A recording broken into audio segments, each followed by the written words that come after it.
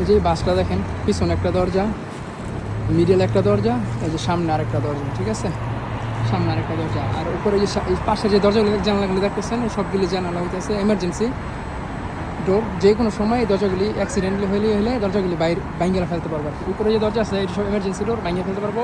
Opposite সাইডে আমার বড় উমুরা সাইডে দেখছেন সবগুলি কাছের দরজা। এই দরজাগুলি কোনো অ্যাক্সিডেন্ট হলে, কোনো সমস্যা হলে এই দরজাগুলি ভেঙে ফেলতে পারবো। কিছুদিন আগে আমাদের দেশে যেরকম একটা বাস অ্যাক্সিডেন্ট হয়েছে, তো আমাদের এখানে যে কিছুদিন আগে একটা বাস অ্যাক্সিডেন্ট হলো না, আমাদের বাংলাদেশের প্রতিটা বাস যদি এরকমভাবে বানানো হয়, এটা সরকারিভাবে উদ্যোগ নেওয়া উচিত। এবং সরকারের যে আইটি রেগুলেশন আছে, এই রেগুলেশনের মধ্যে এই বাসগুলি এভাবে বানানো উচিত যে যদি অ্যাক্সিডেন্টলি এরকম হয় বা কোনো ক্ষয়ক্ষতি হয় বা কোনো ঝামেলা হয়, যাতে মানুষ যাতে বাসগুলি এরকম বাইঙ্গা, বাসের জানলা বাইঙ্গা, আর জানলা বাঙানো লাগবে না, মানে জানলাগুলি ধাক্কা দিলেই পুরোটা খুলে করে যাবো আর কি, এরকমভাবে করে রাখছে আর কি। যদি একটু জোরে পুশ করা হয় জানলাগুলি খুলে যাবো, মানুষগুলি জানলাতে বাড়িতে পারবো, দরজাতে বাড়িতে পারবো।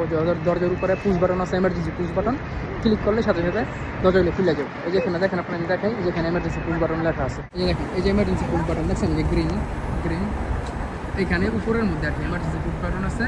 এই বাটনগুলি ক্লিক করলেই এই দরজাগুলো খুলে যাবে।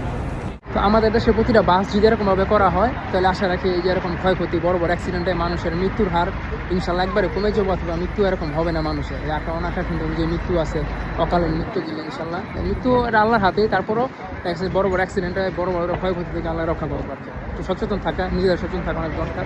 এটা আমাদের সরকারের পক্ষ থেকে এসব উদ্যোগগুলি নয়, যেখানে যে বাসগুলি আছে না, এখানে বাস, রোড গার্ড, এভরিথিং সব কিছু সরকারি গভর্নমেন্ট পক্ষ থেকে রেগুলেশন করা আছে যে তোমরা যাই করো এভাবে করতে হবে। তো আমাদের দেশে সরকারের পদ আপনারা যারা আছেন, আপনাদের উচিত যে আপনাদের একটা রেগুলেশন থাকা দরকার, যে এই রেগুলেশন মাইন না বাস, ট্যাক্সি, যত কিছু আছে, ট্রেন সব কিছু এইভাবে বানাইতে হবে, রোড গার্ড এরকম করতে হবে। এরকম যদি আপনারা করেন, তো আমাদের দেশে ইনশাল্লাহ এরকম বড় বড় ক্ষতি থেকে মানুষ ইনশাল্লাহ হেফাজত থাকবো।